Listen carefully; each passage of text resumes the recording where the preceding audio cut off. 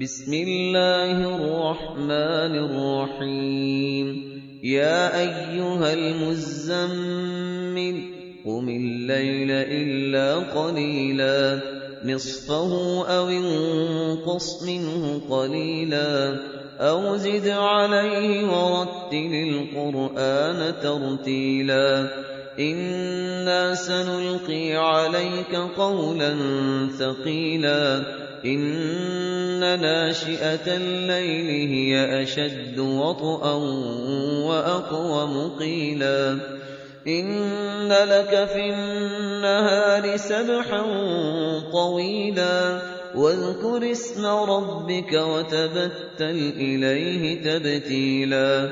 رب المشرق والمغرب لا إله إلا هو فاتخذه وكيلا واصبر على ما يقولون واهجرهم هجرا جميلا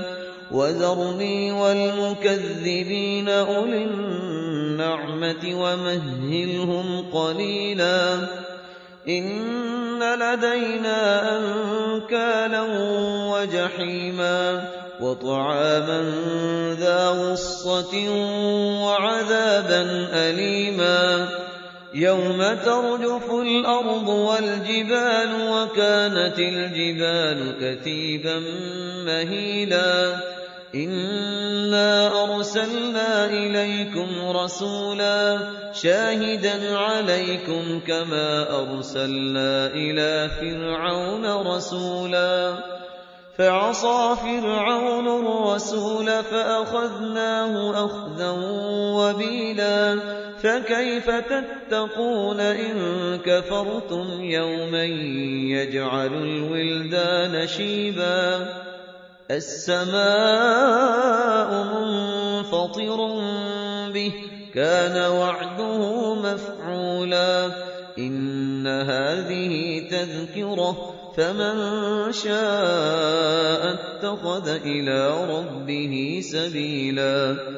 إن ربك يعلم أنك تقوم أدنى من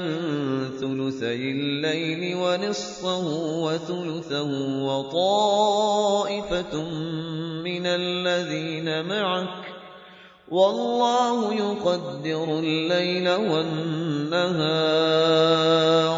علم أن لن تحصوه فتاب عليكم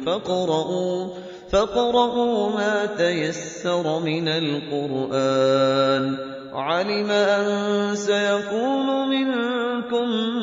مرضى وآخرون يضربون في الأرض يبتغون من فضل الله وآخرون يقاتلون في سبيل الله فاقرؤوا ما تيسر منه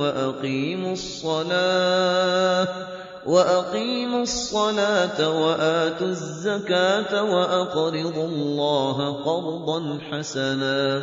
وما تقدموا لأنفسكم من خير تجدوه عند الله هو خيرا وأعظم أجرا واستغفروا الله إن الله غفور رحيم